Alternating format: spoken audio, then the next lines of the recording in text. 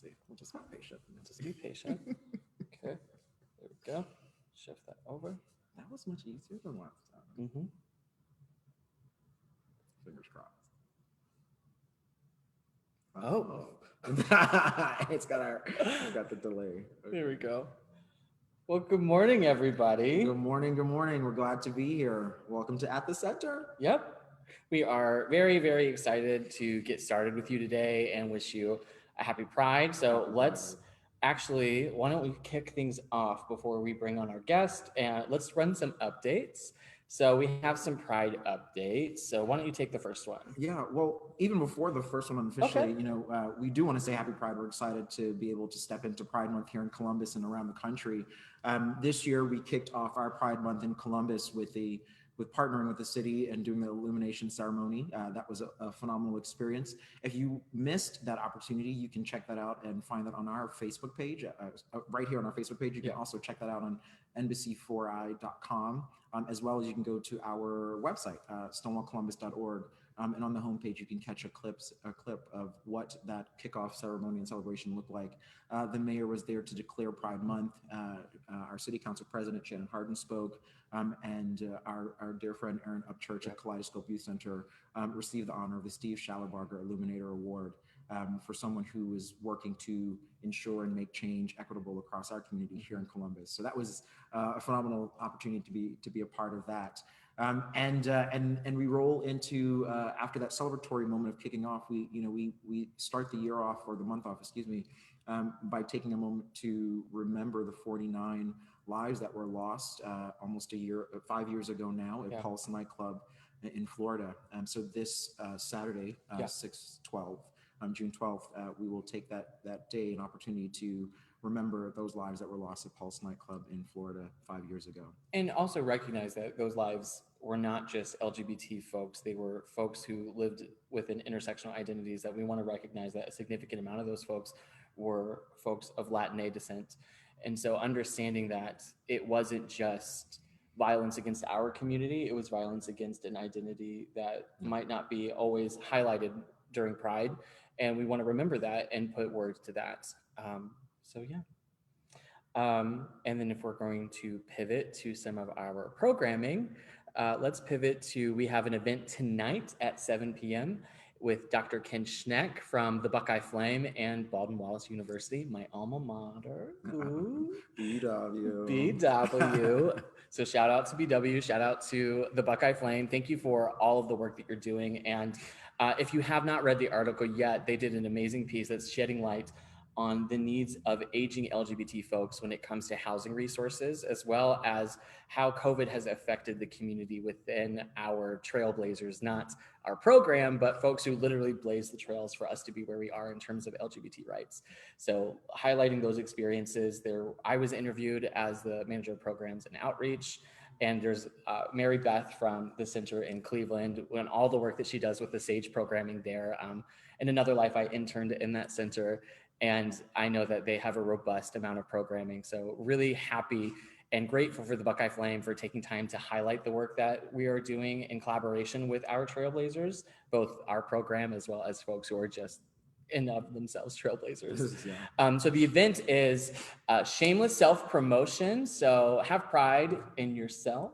With Dr. Ken Schneck tonight at 7. We have a Facebook event, so you can go to, since you're on our Facebook right now, you can go to our list of events and you can find the link for the registration for that. Is a virtual Zoom event. And huge thank you to Ken for helping us create that. So thank you. And speaking of shameless self-promotion, I try to look as pridey and as gay as possible, because I'm sure you've seen on our Facebook, as well as through some of the ads with NBC4, if we have for sale our pride boxes. Tell us about them. Yeah, and you know what? We didn't even think about bringing some down here. I tried to get a couple of the pieces. So we have, I'm sure if you've been to Pride in Columbus over the years, we have our pride tags. Yeah. So What are some of the benefits with Pride tags? So the benefits with Pride tags that are included in the Pride box this year, if you buy a box, you can buy them on their own. They're $10 if you buy them on their own. We are partnering with a number of local establishments around the Columbus community where our Pride tag partners will give discounts or benefits to those who buy and purchase Pride tags. Those benefits run from June through April of the next year. Currently, we have some partners that include the blow dry bar, so you can get a discount on your blow dry. That we just announced a new partnership with the Gateway. So if you have a Pride tag, it's a $5 ticket fee anytime, as long as you bring in your Pride tag as well. So a number of other local establishments like Land Grant Brewing, as well as Union Cafe, are also part of Union Station. I showed my age, whatever, are part of that process. So if you buy a box, we have 3 boxes. You've got a moment box, a movement box, and a bubbly box. Our moment box is our moment box is $50. Our movement box is $100, and our bubbly box is $75. Each of the boxes contain a variety of items from local businesses and partners here, as well as a t-shirt in one, some sunglasses, some other Pride swag. Think of all the things that you might have collected or picked up at a Pride festival in our Pride events, and they'll be in that box. But only the good ones. Only the good one. Actually, that is the truth. That is the truth. And then also included in that will be, depending on which box you get, we've got a SoundCloud event DJ playlist for us, which is phenomenal. And then a special VIP performances that are QR code based inside of those boxes. So I would say encourage people to check out our columbuspride.org/store website, or you can come to the stonewallcolumbus.org/pride website to look at those different boxes and other Pride swag. Yeah, and if you're more of an in-person type of, you want to see what you're buying before you buy it, you can stop on down either today or tomorrow. We have a display case here in the center, so you can check it out. Or if you're feeling extra frisky, because I know you already know about it, you know about the Tea Dance Around Town happening this Sunday. So you can go to any of our partnering venues, including the Walrus, Union, Pecan Pennies. We have Slammers, Brewdog, both Short North and the Franklinton location. We also have Goody Boy, which is our neighbor, along with Brewdog Short North, right across the street. Goody Boy. We have District West. I'm not going to forget anybody. You're going to be better than me if you can remember them all. I think that might be all of them. I think hopefully you didn't miss anyone. But if you want to see the full list, you can always go to stonewallcolumbus.org/pride and be able to see that full list there. And I know what you're going to say, so I'm going to let you talk about what we're doing. And then, since we planned the Tea Dance Around Town in an effort to make sure that folks weren't coming into one space for a moment of celebration, so our intention was to spread that out around LGBT business and LGBT affirming businesses around the city. We also, since mass restrictions have shifted since we planned this event, we are hosting a tea dance here in the center. It will be a dry event, so if bars are not your scene, or if you are living an alcohol-free life, or if you want to bring your little rugrats, you can come on down to the center. Kiddos. Some kiddos. We love kids. Our friends at Donato's have donated some free pizzas, so come grab a couple slices. And I say slices as in like the little cubes, because that's what we do in Central Ohio. And we also have a mocktail bar with some fun recipes from our friends at Red Bull. So we're really grateful for those two partnerships, as well as being able to provide a space where, as much as I'm joking about it, we understand that so many folks within the LGBT community live lives that do not need to be interacting or are choosing not to interact with alcohol. And so we want to be able to honor that and provide another resource and an ability for folks to come into the center. Like, as someone who started working here in January, being able to have the few moments where we've had the space activated and feel the community in the space, the building comes alive. And I really am excited for this Sunday to see some folks here. So again, we're really excited if you can join us on this Sunday from 4 to 7 at any of the establishments that we listed. And for a full list, in case I did forget someone, you can go to all of our events at stonewallcolumbus.org/pride, and it'll be the Tea Dance Around Town. We have a whole roster of events that I am going to breeze through, but again, check out our events calendar as well, and you can find details for all of these. We have a slew of Trailblazer events. Remember, I mentioned Trailblazers, our 50 and up adult program. We have a series of conversations with the co-founders of Stonewall Columbus. So next week on the 14th, we have a conversation with Craig Hoffman McNulty, one of the co-founders. The next following Monday on the 21st, we have a conversation with Val Thogmartin. And then the last one we have on the 28th is a panel with all three founders. We had a conversation this past Monday with one of the co-founders, Craig Covey, which was great, really engaging. And it was fantastic to see not only Craig share his story and his perspective of where we were as an organization forming it in 1981, 40 years ago, but some of our trailblazers are right there with him. So it was great to be able to have that. Well, do you remember so-and-so? Were you in that room? Did we meet here? So if you did not join Monday, I highly encourage you to join our conversations leading up to the panel on the 28th. We also have Qigong sessions with Helen Yi, a former board member, as well as the co-founder and co-owner of the American Institute of Alternative Medicine. We're having Qigong sessions virtually. We have another one on Wednesday, the 16th, so that's next Wednesday. And we have 2, weather permitting, in-person sessions on the 23rd and 30th at Whetstone / Park of Roses in Clintonville. So if you want to check those out, there are more details on the website. We have a fantastic partnership with Equitas Health Institute for our patient empowerment series. We had the first of the series of 3 on Tuesday, specifically looking at and highlighting experiences of folks who living within the intersection of being a queer person along with being a Black, Indigenous, or person of color. We have our panel on the 15th being moderated by Julia Applegate that is centering the experience and the nuanced experience of lesbians and queer women in interacting with healthcare. And then I will be moderating a panel on the 22nd that's specifically looking at the experiences of transgender folks in interacting with the healthcare system. So thank you, huge thank you to Equitas Health Institute for partnering us with this. It's been fantastic to be able to collaborate on that. And a huge thank you to Platinum TDM for helping produce the event. So we really appreciate your help with that, because as much as you can see, we're masters of lighting and having a beautiful little mic that's off camera. Yeah, we have that, but they're able to help us a little bit more so that we can have the event be a bit more accessible. We also have on Wednesday, the 16th, the I'm Black and I'm Proud virtual ball, which I am super excited about. You and me both. So if you are a fan or someone who enjoys ballroom, and we're not talking about stuffy tuxedos and waltzing around in a circle, we're talking about the ballroom community. We're talking about Vogue. And so this is not just performers and houses from the Columbus area. This is a virtual ball, so people are able to join and walk the categories from all around the country.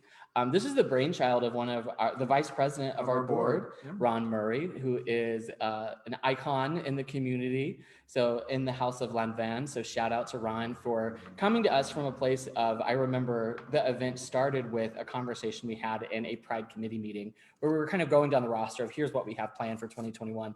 And Ron said, I don't think we're doing enough to highlight and uplift the specific experiences and celebrate experiences of Black folks within the LGBT community. And we just said, hey, what are ideas? Let's make something happen. And this is the brainchild of that. And we're really excited about it.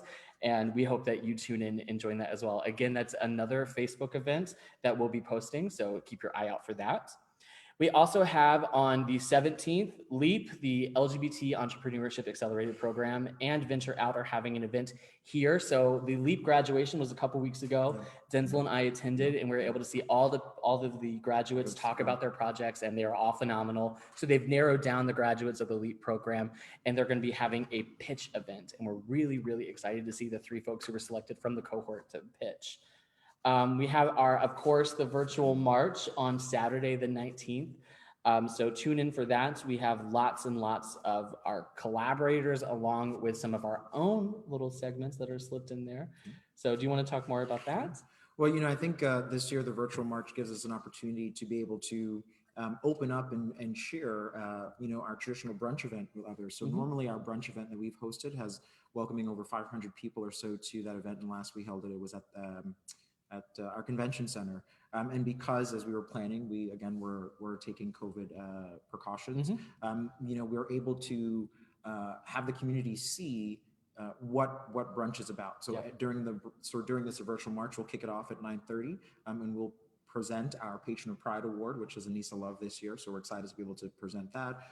We'll also be able to present our leaders of Pride this year, which is a little bit different than what we've done in the past. So we are renaming or rethinking how we present our Pride Grand Marshal. So this year we'll present our leaders of Pride, and honored, really honored and deeply honored to be able to share that with the community in this virtual way this year. And I hope the community is also appreciative of the recognition when they tune in on the 19th, and then we'll have a couple of performances, and then we'll turn into a traditional march. So that last probably hour of the event will be a number of submissions from community members and community agencies and organizations sharing how they're celebrating Pride this year. So excited to have this opportunity, and it'll be broadcast on NBC4i.com at 9:30 a.m. And then it'll be broadcast live later on that evening or that night at 1 a.m. after Saturday Night Live, which is exciting to me. So if you're watching Saturday Night Live, you can stick around and watch the Columbus Virtual Pride event at 1, and then we'll rebroadcast it on the 26th of June as well. So excited to be able to bring our Pride celebrations and our Pride engagement to a much wider swath and larger community during this time. Yeah, I think as we look at how we pivot programming, specifically programming for Pride, that is such, a lot of it hinges on the in-person component of a community gathering together. And though we might lose that, what we are gaining is exactly what you said. We are broadcasting this on television. So if you think of where we were as a culture even 10 years ago, would you think that you would be able to broadcast such a large event, one of the largest Pride celebrations in the country, to every home that receives NBC4? So as I think of where I grew up in rural Southern Ohio, and we still got NBC4 even down there because Columbus is such a juggernaut within the state. And so understanding that it's taking Pride that is normally just here on High Street, and we're taking it to people's living rooms, and how impactful that could be. So yes, we're losing that in-person component a bit, but we are gaining the access to people's living rooms. We're humanizing our experiences, and we're bringing them directly to people's doorsteps. So though we might not have everything that we want in Pride, we're gaining something special this year. And I'm glad that we're able to pivot and really highlight that. It's a wonderful way to look at it. Wonderful. My husband and my friends are tired of me explaining that way, because they're like, what's going on with Pride? And I'm like, everything is going on with Pride, pay attention. So that's been my response of like my elevator pitch of like, it's cool that we're having a virtual march. Like, of course we have some burnout from staring at screens all day, but at the same time, like, think of the broader reach that we have.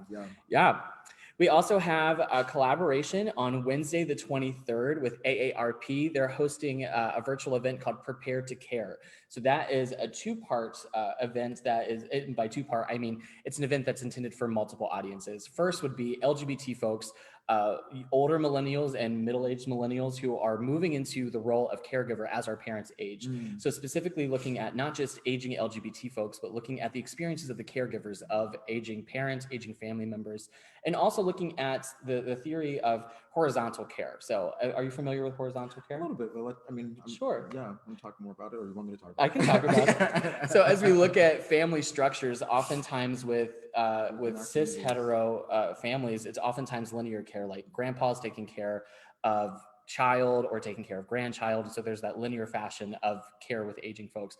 Oftentimes what happens within LGBT spaces, if folks don't have that extended family in terms of offspring, we have community horizontal care, where community members who might be peers, might be the same age, are oftentimes taking care of each other, taking folks to appointments, helping out with making sure that medications are being taken in a timely fashion. So oftentimes when folks are aging themselves, they're taking care of their community. We can see that that's been replicated multiple times throughout our community's history. We can see how queer women and lesbians stepped up during the early days and throughout the HIV/AIDS epidemic, how we were taking care of those affected by AIDS. And so we see that replicated now today too. And so we're hoping that this session with AARP is going to shed light and give resources for folks within community care spaces, as well as folks who have aging parents who they're going to be taking responsibility for. So lots of folks, lots of information for that one. So again, that's the 23rd with AARP. We have a collaboration with Columbus Public Health. We're having a COVID pop-up clinic. So again, if you have not been vaccinated, it's no longer like a scheduling nightmare where you have to like hunt down a place. You can come into here, you can come into Equitas, you can go into so many places without an appointment and get a COVID vaccine. So again, the best way that we can can stop the spread of COVID is to make sure that we're all vaccinated, and we want to be able to provide a queer-centric space for folks to do that, along with opportunities with other health agencies.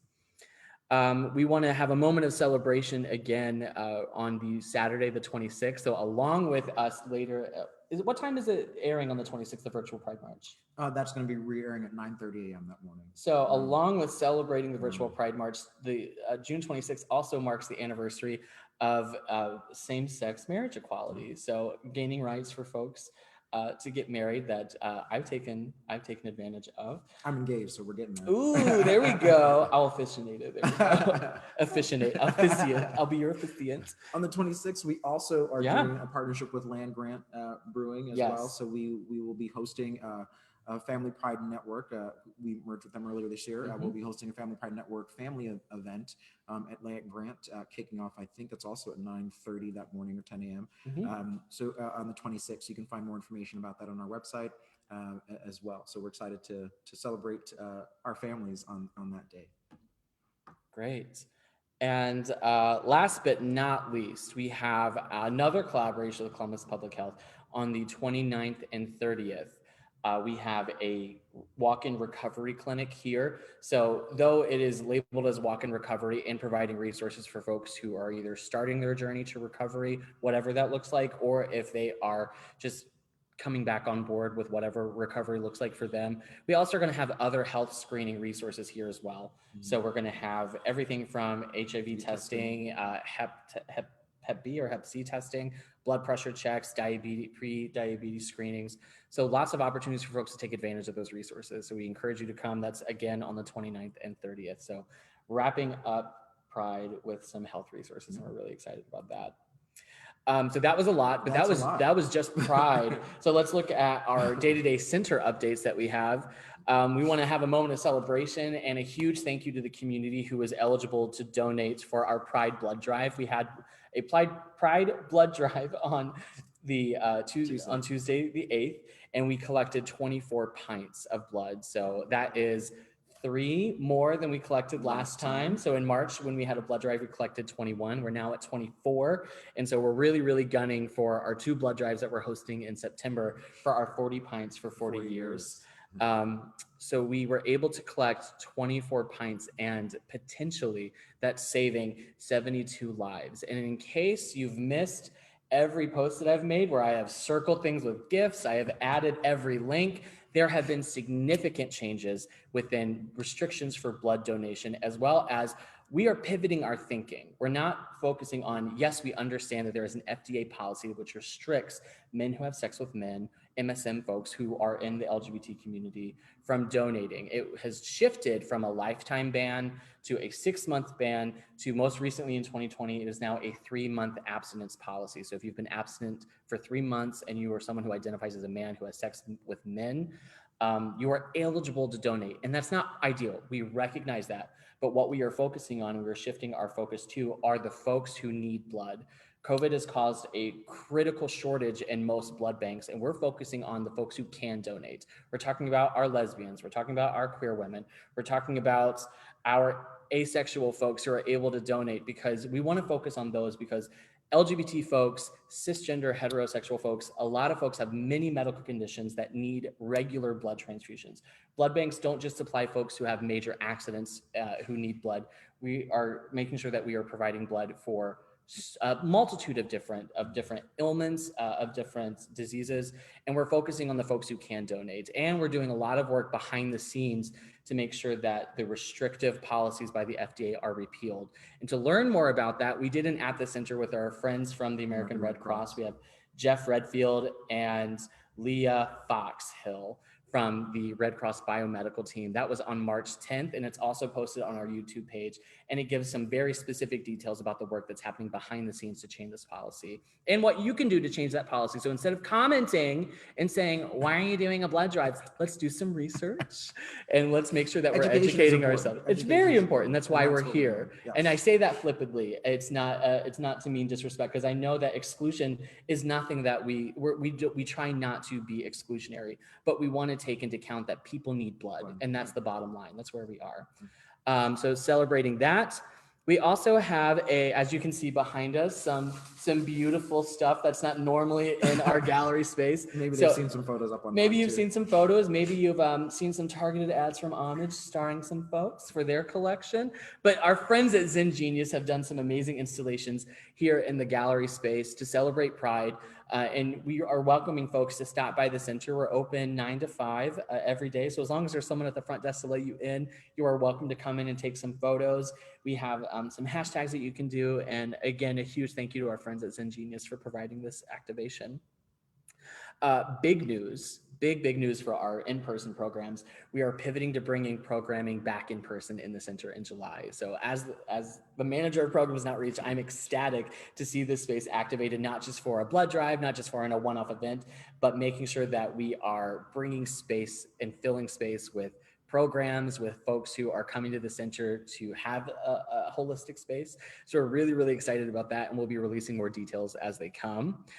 We have a new cohort for our Don't Break, Thrive program starting on June 21st. We graduated half of the cohort, the current cohort, this past Monday. So congratulations to everyone who graduated that program. If you're not familiar, Don't Break, Thrive is our non-clinical 16-week cohort for a non-clinical version of dialectical behavioral therapy. And that might sound like a bunch of mumbo jumbo if you're not familiar with that modality, but it's a modality within mental health that focuses on emotional well-being and emotional regulation. So if that sounds like something that you or a loved one could benefit from, you can email dbt@stonewallcolumbus.org, and we'll be posting about it very soon as well.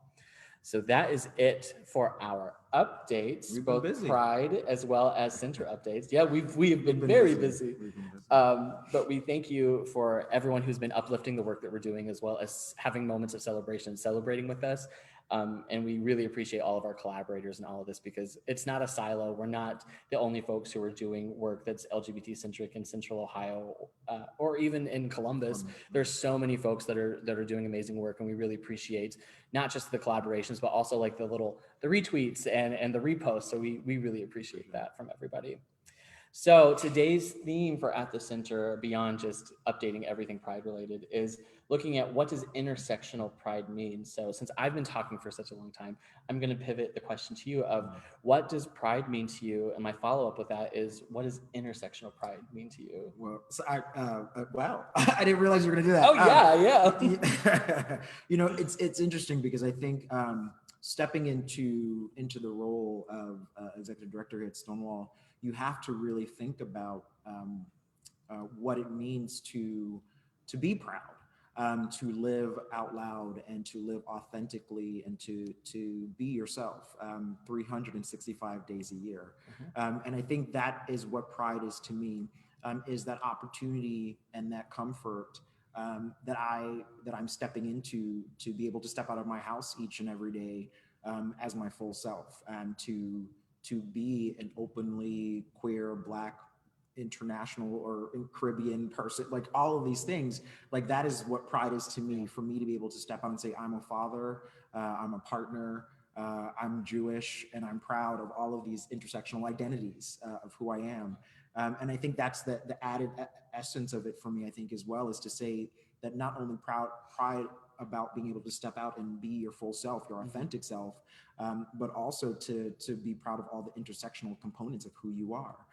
You know, I had the privilege and opportunity to speak with Alfonso David yesterday and interview him with for L Brands and to talk. And Alfonso David is the president of HRC, the Human Rights Campaign, the largest civil rights organization focused on LGBTQ equality in the country, in the world. I had the opportunity to sit down and interview him yesterday, and we talked about this notion of intersectionality and pride and what it means. And, you know, and we talked about the inability to sort of disconnect one component of yourself to say it's more important than another, and how each person's intersectional presence gives them something different to be proud about, right? So being a Black queer man from the Caribbean is intersectionally different than being a Black queer man from America, and what that means, and why we both can be equally proud for the spaces that we exist in, but also can understand the same challenges that we may have. So I think Pride ultimately is about being able to step out into the world as my truest, most authentic self, and to be loud about it, and to be as queer as I want to be. Yeah. And that's exciting, and that's what Pride is about, and that's the work that I hope that I'm able to do while being an executive director in this particular seat, is to make space for all of the disparate and integrated voices of our LGBTQ community, so that each person, each individual can step out and be as proud as they want to be. That is what I hope during my time here, and what what we will be doing. Yeah. Wow. That's beautiful. Yeah. You're able to answer both of those very succinctly without being like, and point two. And I really appreciate that.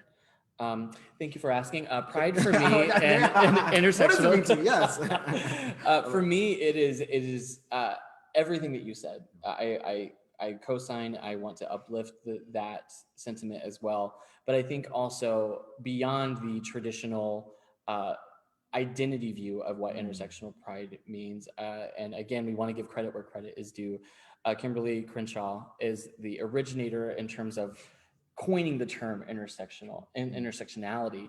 And so we want to give flowers, we want to give thanks to providing us language that has really shaped how we think of multiple identities within a space since the late 80s. So thank you, Dr. Kimberly Crenshaw, for that. But I also think when it comes to pride, and I think of intersectional pride, what that means to me is like, pride is from a birthplace of revolution. It's from a birthplace of fighting back and protesting. But also, as we can see, and what I shared in an interview recently was, I don't want to diminish whenever we say like we are taking pride and we are viewing pride in a different facet, we're viewing it differently, is not to say that, or to diminish the shine or the importance of moments of celebration during Pride. Like, we don't want to diminish that, because us as queer people living our authentic lives, being loud, being proud, that is a form of protest. And I don't want to ever diminish that. And I don't want anyone ever to say, well, that's just you living your life. You living your life, you out there, queer person, you living your life, us living our lives out and proud and a level of authenticity is a form of protest. So I never want to diminish that. So when I think of pride as being something intersectional, I think of the identity component, but I also think of pride means many things to many people. And it is an intersectional celebration. It is an intersectional form of protest. So it's not always going to be somber. It's not always going to be celebratory. It can be both. It's not a one or the other. We think of it dialectically, to throw back to our DBT program. Yeah. Well, I mean, I think it speaks specifically to even this particular moment in this year of Pride, in this moment of Pride, as we think about the last year and the not only the number of Black trans lives that have been taken, but just the Black lives that have been taken in this last year. And we think, while we want to step out and be proud and be celebratory, we have to also take a moment to acknowledge that and recognize and give space for those 28 lives who have now all already been taken this year alone. Yeah.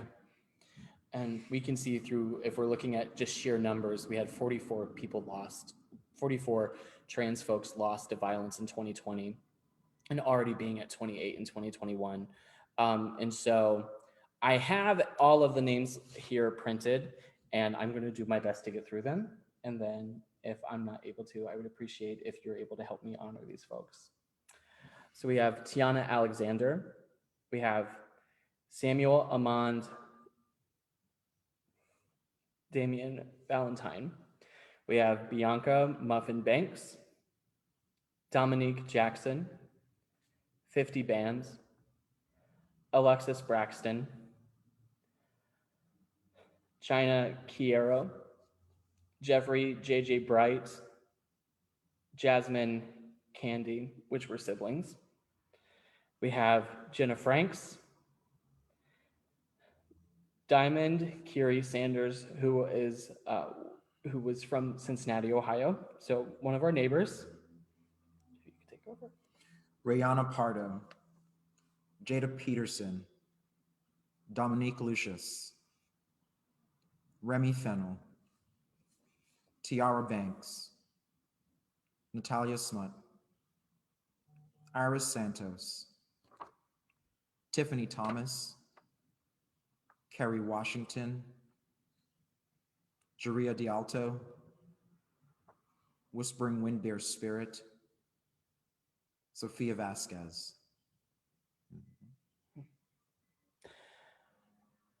Danica Danny Henson, Serenity Hollis, Oliver Ollie Taylor, Thomas Harden, Poe Black, who also went by Oliver Jackson in Legion. And though we might be shifting from a little bit lighter of a tone to something that's more somber and serious, that's the duality that we're talking about with Pride. Pride is not just all rainbows and sunshine and wearing fun scarves. A lot of it is recognizing the work that still needs to be done and honoring those folks who that are not here to celebrate with us, that we wish were here to celebrate with us. We never want to refer to these folks as martyrs because they did not give their lives for any cause. What they are symbols. They show us the work that still needs to be done. But beyond that, these are folks that we want to honor. And we have a very, very special guest that we have with us here today. We have Nigel Whitson from. So I have a whole list of accolades that I'm really excited to read before we welcome them in. Their current project is the Illumination Catalog, and we're going to learn more about that. The Illumination Catalog is a ceremony project honoring Black, transgender nonconforming and Indigenous lives and transgender nonconforming Indigenous communities across Turtle Island. Our guest is a Creative Capital and Bessie Award-winning gender nonconforming astral transmographer, interdisciplinary artist and writer, and has been referred to as majestic and magnetic by the New York Times and is recognized by Brooklyn Magazine as a culture influencer. Nija is a student and practitioner of Indigenous African ritual and resistance forms for 2 decades, creating work that reflects the sacred in street, conceptual, and interdisciplinary performance. They engage in a nexus of postmodern and African diasporic performance practices through a critical intersection of gender, sexuality, race, and spirituality. So without further ado, I'm going to reach up here and welcome Nija.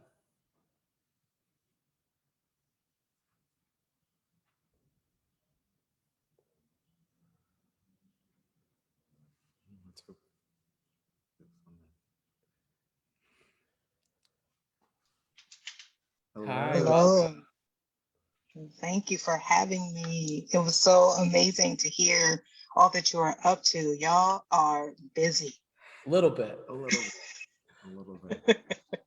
But, I think, someone the other day said to me that they were busy. And I said, the great thing is that we're busy doing things that we love, things that we understand and know to be important. Things that we're doing for the community, in service to and in service for. So I think that's exciting. So, being busy, doing things that we know to be the right thing to do, keep us busy, and we will keep doing it. Yeah, that's right. You're busy too. So you're doing you're doing some great stuff, and we're just, again, so thankful for you to take the time to spend a little time with us, to share what you're doing, and hopefully, I think, leave people inspired to be better and do better. Thank you for that. Appreciate it. I can dive in and talk about the project. That would be do that? Thank you. I'm just also enraptured by this rainbow background you have behind you and feeling waterfall behind us. So imagine that it is too behind me.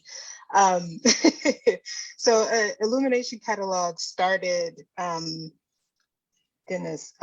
maybe a year or so ago, 2 years ago, as a concept connected to a larger project called the Unrivaled Experiments, where I've been looking at dark matter and dark energy and how that is a metaphor maybe, but really technologies that Black, queer, and trans people hold in our bodies. And I was finding this, that I hadn't gotten super clear yet about how trans folk uniquely embody that technology. And a part of the disconnect was, for me, the consistent ruptures and violence of losing trans people. So I've been playing with the ideas of and thinking about how our bodies, how our spiritual selves are witnessed by spirit, that are witnessed by the cosmos, right? So science tells us that much of what's in the sky is also in our bodies in some way, right? And that's true of spiritual teachings all over the world as well. So for me, taking that a step further, like if that is true, then what happens when we're brought here, and what happens when we leave, particularly when we leave in a violent way? So I wanted to honor that history, that kind of cosmic history. So I'm making what I'm calling a Black trans map. And then also to look at the future of our lives, so that the honoring happens in order to ensure that the impact of our lives on this plane, on the earth, are uplifted, are that those sites are have protection, have prayer, and have someone in the space that's celebrating them, not spectacleizing their deaths. Not to say that local communities aren't doing that, but to be in partnership with them. And then to also look at, given the specific ways that Black trans people, particularly Black trans women, are the most vulnerable, focusing the future work around Black trans people. So I'm doing story sharing with Black trans folk around the country, about their birth stories, their rebirth stories, their names, and how folks have been coming to self. So it's started as this wondering, really, and real, I think, medicine work and desire to be of service, and has expanded into something I hope is what I'm realizing maybe is my probably my life's work. And I'm here for that. I'm committed to that. So many things I'm sitting with, and so many questions that I have. I think, and I know that there's some things here, but thank you first. I think for what you're doing, and those who, my mind is like full of all these things. So I'm trying to pick out which one, because there's so many spaces that I want to explore. I mean, the creation of a map, right? Like I think thinking about that, there's something. To document the places, or to highlight the places where we have lost our trans family members, and then to allow people to see it, that is powerful in and of itself, right? Because I think it's not only the recognition of a person, but when you look at physically what that space looks like, right? I think that is something that is powerful, that gives people the opportunity to pay homage to these spirits, these souls that have been taken, and these lives that have just been trying to live out loud and proud. And I think in a way also allows that to continue on, right? To continue their life even after them not being there. So I think that small piece that you mentioned in and of itself is just powerful, just to think about it, right? Like and sit with for a little bit. And it's also a different type of storytelling. When I think about it, which I think is what our community has so long struggled with, is whose stories do we tell and who tells them. And so I think this is just a beautiful way to ensure that these stories are not lost, and also allows a little bit of their own voices to be used, even though they're no longer with us, which I think is beautiful. That's right. That's right. Thank you. How powerful. I hadn't thought about the idea of being present to the voices of folks we have lost is resonating for me right now. So just, I'm grateful for you speaking that piece of it. Yeah, so important. When you, I guess I don't even know, if someone wanted to see that, where do we find it? Like, how do we say to someone, go find this and experience, how do we connect them to that? Yeah, thank you. So that's happening in a couple of ways. So I'm developing a website right now, kind of a maybe 2 or 3 part process. So while I'm doing these interviews or story sharing with Black, trans, gender nonconforming, and intersex folk, I am also doing the research of trying to get as close to the birth dates of our trans Gen CI folks we have lost, as well as, of course, when they passed, to look at cosmologically what was happening when these folks came into the world and when they left, right? So I'm working with an astrologer, and then I'm also doing some research on the kind of science astronomy side.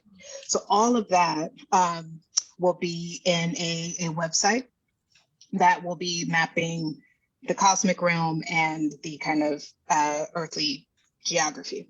And then a book will be coming. So while all of that is being developed, we're doing most of the work on Instagram and showing images of the ceremonies in process, uplifting local community activists, mutual aid workers, some of the folks who we've been doing story sharing with as well, so that there is some connections between the fact that, I'm a visitor and most of the places where this work is happening.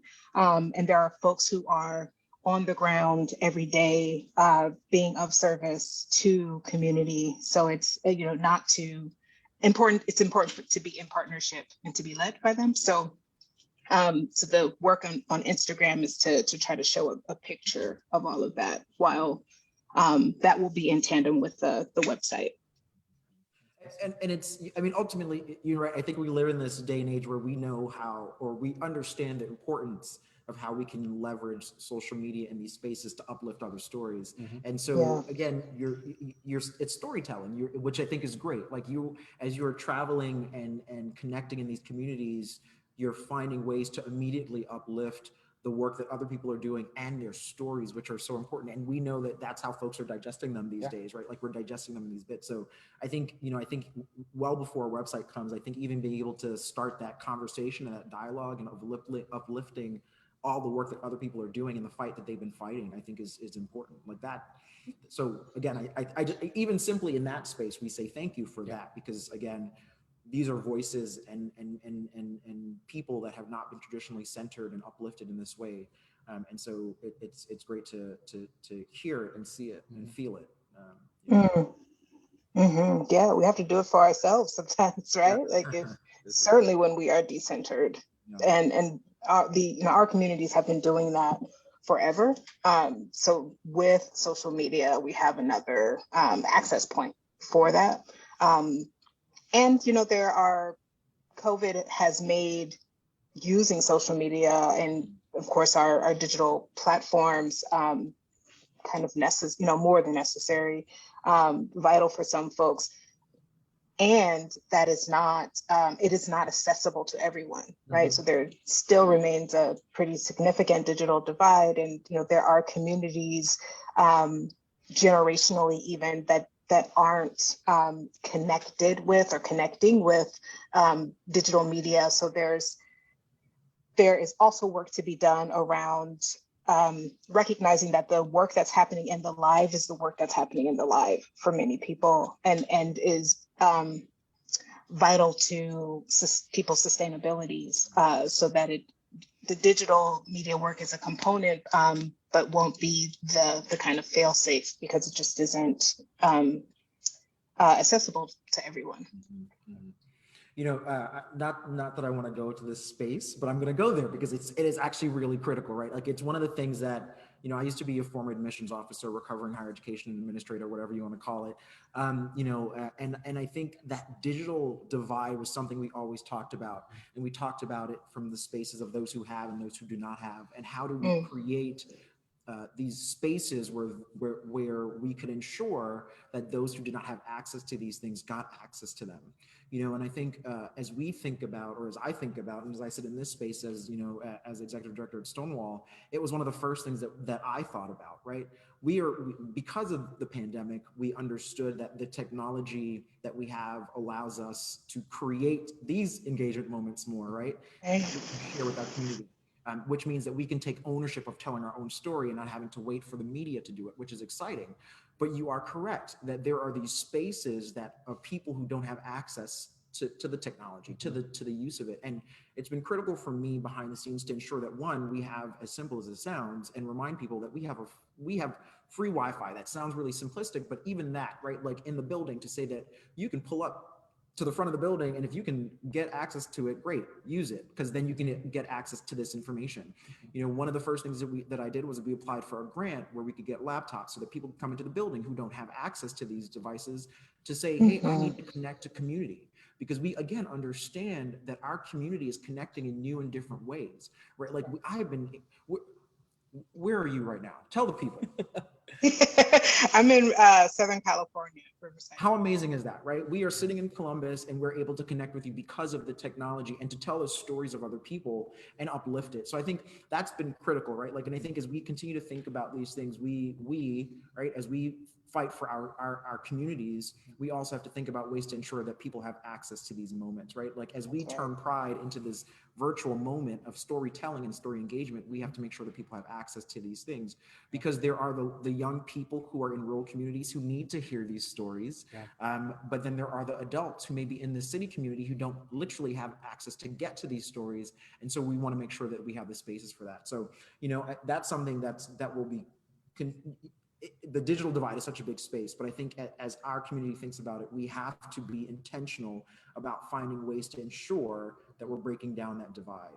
You know, so our center has free Wi-Fi, we have open laptops people can use, because again, I want people to be able to look at that Instagram page and find out and see themselves, right? I want people to see that, right? Like I like literally sitting here and seeing you is exciting and joy for me, because I didn't grow up and have an opportunity to see, right, to see me, to see this. And so, you know, I think it's important, and I think it's you know, I'm so, again, thankful that you're doing it, and I think as we as a community need to be also as intentional and thoughtful about how we create access to this digital space so that all of these people can get the information they need, because we know, again, that's a resource that not everyone has, and we have an opportunity to do that little privilege that we sit in within this building, within these walls. We want to be able to use that to the benefit of our community. So I'm glad, I'm so glad that you brought it up, because it is a critical thing, that digital divide. As much as we can leverage it to our success and our storytelling, we also need to find ways intentionally to allow access for a wider community to get to it. Agreed. And we've been trying in some small ways to, even if there's a level of understanding, like, yes, there's the access in terms of having the device or having the connection capabilities, but there's also a literacy component with it as well. And so one of the major collaborations and efforts that we did is with our Trailblazers program, our 50 and up adult program that I mentioned earlier. Is one of the first things that I wanted to do was make sure that we provided some resources that had some literacy for Zoom and for accessing Zoom, because something I noticed and something that was shared with me when I came on board with the team was Trailblazers have pivoted to this Zoom room. They call it, it's a really fun name, the Zoom room for our Trailblazers, but there's a significant portion of folks who have a distrust of technology, of folks who maybe aren't as adept to using technology, who have been told for years, don't download anything. And now we're like, please download this thing. And so going through just the reassurance of like, this is what digital literacy is. These are the do's and the don'ts, and breaking it down in a way for folks at many different abilities to be able to understand that, so they do have access to that. So understanding that just because you can provide the equipment, let's make sure that we're also following up with, here's the equipment, here's how to use the equipment. So it's multi-layered, and making sure that we're doing our best, and we're not going to be perfect, and we're going to continually learn, but making sure that we're doing our best to provide the most access to these resources. Absolutely. It's critical. Yeah. And it sounds like you all are, thinking about that in a really well-rounded way. Thank you. Multiple access points. Yeah. Thank you. As we think about challenges, it's kind of popped in my head. As you think about sort of the work that you've done, have you run into many challenges in this storytelling? And if so, could you highlight some of them and sort of what that's been like? Yeah. Oh, absolutely. I mean, so I'm going to. So far, I've been to Cleveland, Ohio. I wanted to start there because I was born in Cleveland, and it was an opportunity to like do ancestral work, my own familial ancestral work, in addition to ancestral work. And I've gone also to Jacksonville, Florida. Shout outs to the organizations there, and phenomenal people I've been connecting with. And both places were opportunities to learn, what does this work really need? What will come up in it? I've been going by myself. Initially, I had visioned going with a few people, and that certainly the pandemic shifted that in terms of ensuring that it could be safe for others. So that was the initial challenge, that the work has been postponed while it's been really unsafe to travel. And I started in February, where things were lightening up, but not as open, of course, as things are right now. But trying to revision what these stories sharing circles were going to look like now that they couldn't happen in the live, right? So initially I wanted them to be these in-person events, and they will be in the future. So having to reimagine that, but then also going by myself to spaces that are really charged energetically, right? So, a life has been violently lost in those places, and I'm going as close to the exact location. So if it's, inside someone's home, as close, protecting, of course, the privacy of home. So, outside of an apartment complex, or on the street of where a person has been lost. So negotiating the unfamiliarity of being in new places, in places where there's an increase of gun violence, places where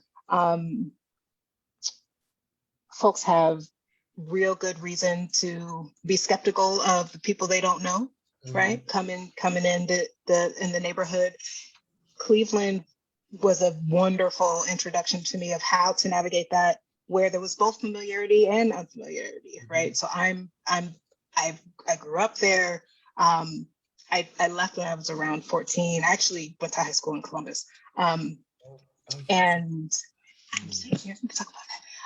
So I know the place, but I've been gone a long time, right? So there's a lot I know and a lot I don't. I know I am of the land, but it's different when you've not been there as I didn't grow up driving. I left before I could get that kind of relationship. That changes all kinds of things to how you know a place. So a big challenge has been ensuring that I don't go into spaces. I develop a protocol and a relationship to the work that doesn't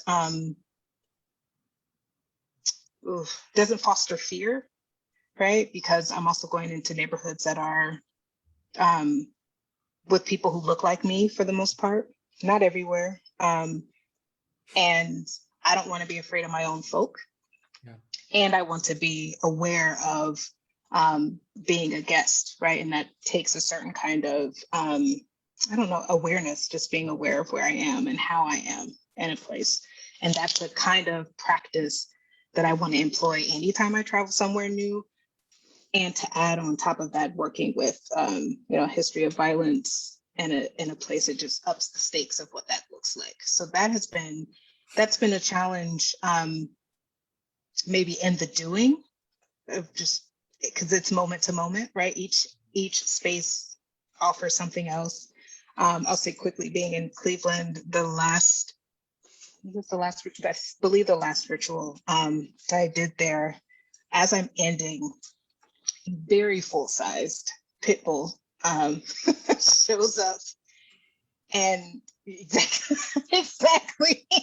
And my wonderful niece Laniqua Burke, shout out to her, was with me at all the ceremonies there. And so she's so focused on me and like capturing what's happening that she doesn't see said large adult pit bull. So I'm doing this worksheet, wonderful listening to me. I'm just, asking her to get closer to me as I'm kind of finishing the work and listening to spirit. I'm like, okay, so how do I finish what I'm doing and not alarm the dog? I'm like on the edge of my seat, like what's gonna happen? What happened?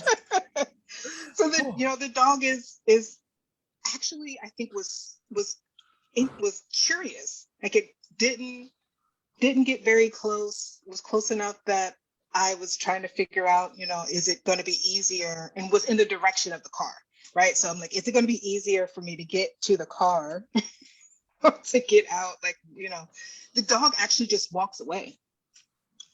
Yeah, just like turned around and left. But that was also information of like, maybe it's time for us to finish. So, it's the things like that now, is easy, but it's also the reminder. So in the challenges, the reminder that spirit is present, right? It's spiritual work. So I felt very protected, needing to be aware, absolutely, but also recognizing that, this is work that the divine is having our back on. It sounds like you handle it much better than I would have. Yeah, it would have been a wrap. I would have been like, we got to go. Bye. Wrap it up. Sorry for the interruption. We did not plan on the laptop dying, so we had to have one of our colleagues run down All right. a cord. I also want to recognize that earlier in my flustered of reading some acronyms, I read one of the openers to your bio as honoring Black. I said transgender, gender nonconforming, and I said Indigenous lives. And I want to recognize that the I is not Indigenous, though we do honor Indigenous folks. The I in that acronym is for intersex folks. So I realized that as we were talking, like, I said that wrong, and I want to honor those folks and make sure that we correct that. So I just wanted to take a moment to do that. So as we are wrapping up, I do want to ask a similar question to what I asked Denzel. I would love to hear your perspective of what does pride mean to you, and what does intersectional pride mean to you?